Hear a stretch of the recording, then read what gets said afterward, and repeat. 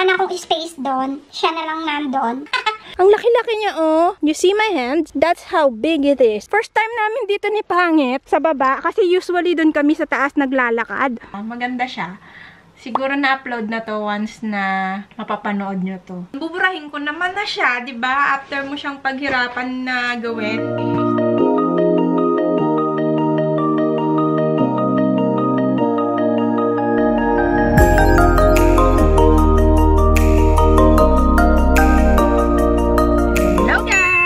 So, today is pupunta kami sa Asian store ni Pangit sa Olingsos dahil na-miss ko nang magpunta ng Asian store. So, magdadrive kami ngayon papunta doon and I hope bukas pa siya when we got there kasi alas 3 ng hapon is magsasara na sila and Saturday ngayon kaya nandito si Pangit. And later, kung meron pa kaming time kasi matagal yung biyahe doon papunta. Kung mga tima? 52 minutes. Only 52 minutes lang pala. So 52 is almost 1 hour. Sometimes kasi sarado yung road. No, we're gonna take another way. Oh, minsan kapag inaayos yung daan, ang nangyayari, nagre-reroute kami. So ngayon, mas lalong lumalayo yung yung daan namin. And later, kapag maaga kaming umuwi, baka itanggalin namin yung scaffolding dun sa bahay kasi baka masira siya this winter time and malapit na rin kasi magtaglamig kaya kailangan na namin tanggalin yung scaffolding doon para hindi siya masira ng tubig. And today is maganda yung araw, maaraw pero mainit. Maganda yung araw pero malamig. And yeah, yun lang. Miss kong lumabas today. Ang saya-saya. So, kita-kita tayo later kapag nandun na tayo. Labas tayo today. So, nagdadrive kami papunta sa Asian store. Whee! Ayan, nakikita nyo yan. Airplane yan. Yan, airplane. Tara! So, punta tayo ng Asian store today.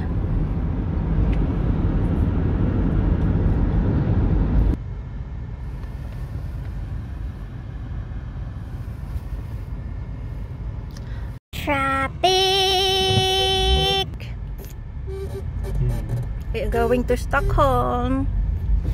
Joke. Stockholm from here, it's gonna take so long. 1 hour later. Hello guys! So today is magluluto tayo ng adobong chicken feet. So, adobong paa ng manok. Alam niyo naman, Pinoy, mahilig tayo sa paa ng manok. Itong paa ng manok na to, nabili ko to sa Asian store and then naisipan ko lang magluto. So, madali lang yung recipe ko. Simpleng adobo recipe. And gagawin ko siyang spicy.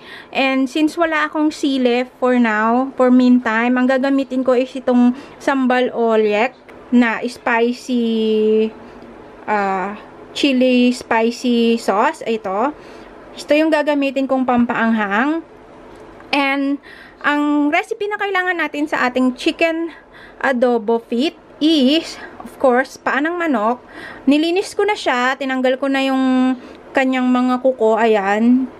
Aanuhin nyo lang siya. Puputulin nyo yung puputulin nyo yung kuko niya para malinis siya. Anan. And kapag may nakita kayong itim-itim dito sa ilalim ng paa niya, tanggalin nyo rin siya. Pero kung malinis naman, okay lang. So, ganyan dapat ang kalalabasan ng paa ng manok natin.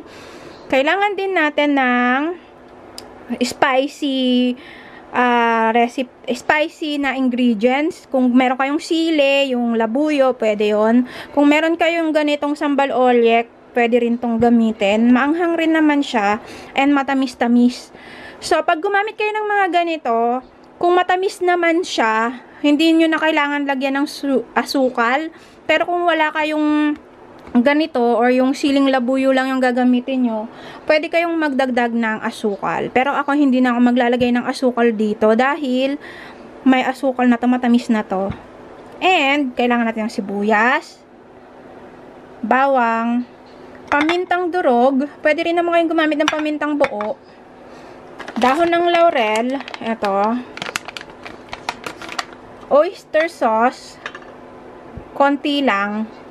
Asin. Konti lang din na asin kasi maalat na yan. And kikoman na soya sauce. And vinegar. Yung vinegar natin, konti lang yung ilalagay natin dyan. Hindi dapat lasang vinegar yung ating adobo na paa ng manok. So, patutuyuin natin yung adobo sauce.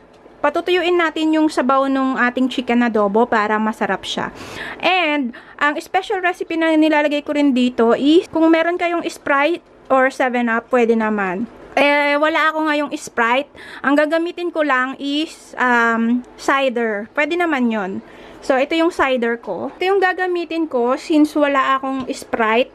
Ano nang naman to? Parang kagaya siya ng Sprite. Carbonated siya na drink. Kapag gumamit kasi kayo ng Sprite, magiging malinamnam yung chicken feet ninyo. And hindi nyo na rin kailangan lagyan ng asukal kasi matamis na yung Sprite and 7-Up. Kung meron kayong 7-Up. Ako kasi wala akong 7-Up ngayon. So, ang gagamitin ko lang is cider. Ayan. Ito yung gagamitin ko. Pareho lang to ng Sprite. Ang pinagkaiba lang niya is apple flavor siya. Wala lang. Trip ko lang lagyan. And masarap kasi siya. So, yun lang yung ating recipe para sa ating chicken feet. And simulan na natin magluto. Pumunta lang kami dito para ibaba ang scaffolding.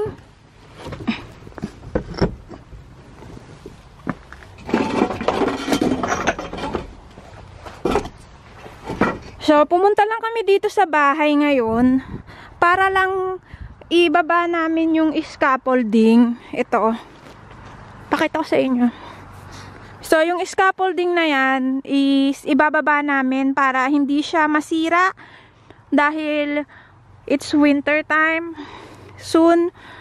So, kailangan namin siyang ipasok sa loob para hindi siya mapunuan ng snow at saka hindi masira.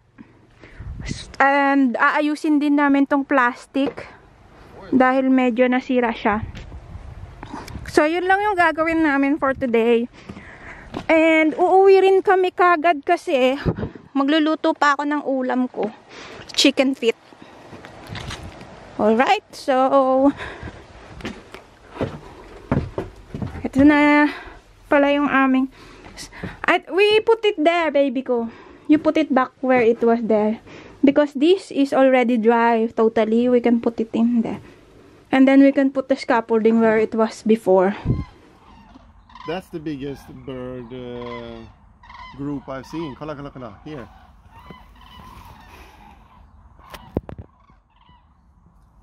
Whoa. And it's also one behind them there.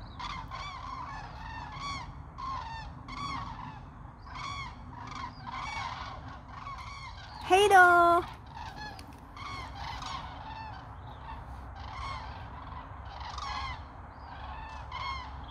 Hey dog! Santa is coming! Bye-bye na! And meron din pala akong ginawa nung nakaraan. Ito. Ano lang to, template. Ginawa namin ni Pangit. Parang ano lang ba? Pattern. Nakita nyo? Ganyan yung itsura niya.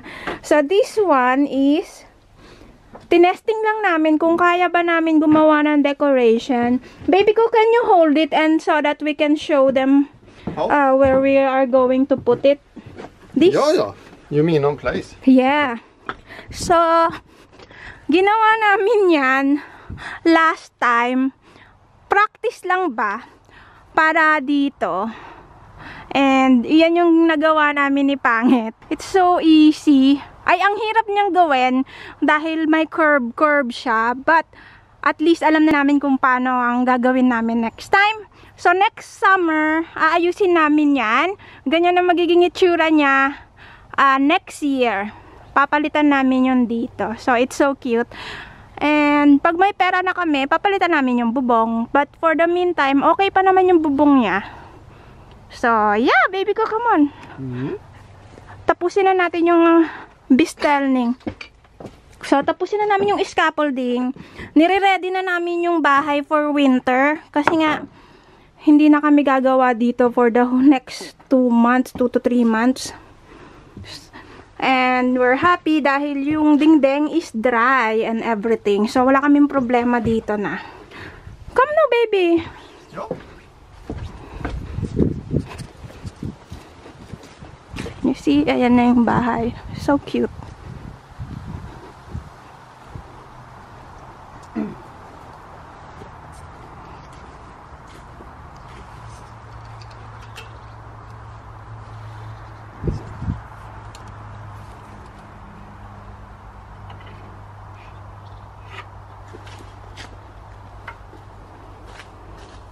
We just want to make sure na hindi masira yung scaffolding namin para magamit pa rin namin siya yearly.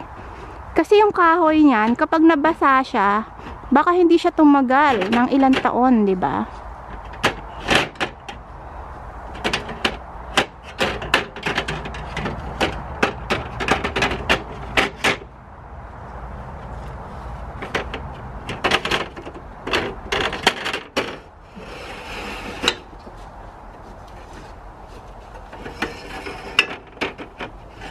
So, yan na yung napinturahan ko last time.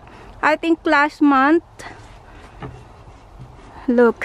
So, kahoy lang kasi to. Kapag nabasa siya ng snow, baka masira siya. So, we're gonna put it inside the house. It's plywood. Even if. Jo, but I mean, it's what's make it hard. Yeah. It's not a it's not a thick board. Yeah. And they just only treat it so that it will not absorb water.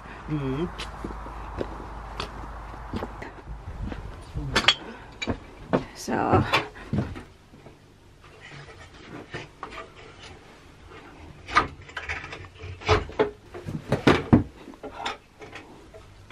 yep, so now you put it on the side. Alright, so yan na yung aming scaffolding. Yan ang unang-una naming nabili. I think you put it in the wrong place. It's in the side of the window.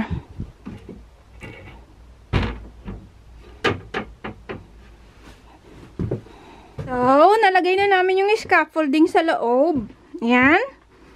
So, lahat na ng mga gamit namin is maayos na siya for winter. Nasara na rin namin yung pintuan dito para yung hangin hindi siya papasok sa loob. And then, ayos na rin namin yung plastic dito sa likod. Ayan. So, makakatagal na siya ng another winter. And sigurado na kami na hindi na to lilipa rin. Tignan nyo naman. So, ayan. Kita-kita na lang ulit sa susunod na spring. For now, uuwi na kami. Dahil magluluto pa ako ng adobong chicken feet. So, itong upuan, hindi siya pwede kasi sa labas. Kasi, ito ay metal. At saka, ano siya, ganito. So, kapag nabasa siya ng tubig, hindi maganda. Kaya, uwi na kami. Sara ko na yung pinto.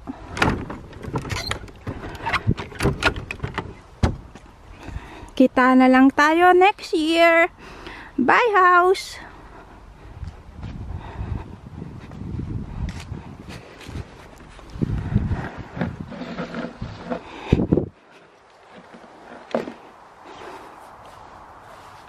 Ay na si Pangit. Let's go! Can we take a roundabout? Hmm. Like we always do.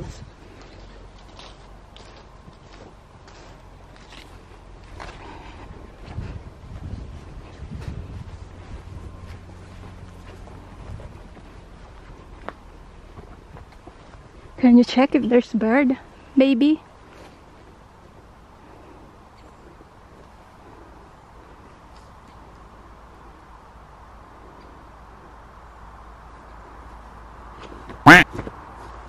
Don't see any. Look how nice the window is now. when they are newly paint and new cover.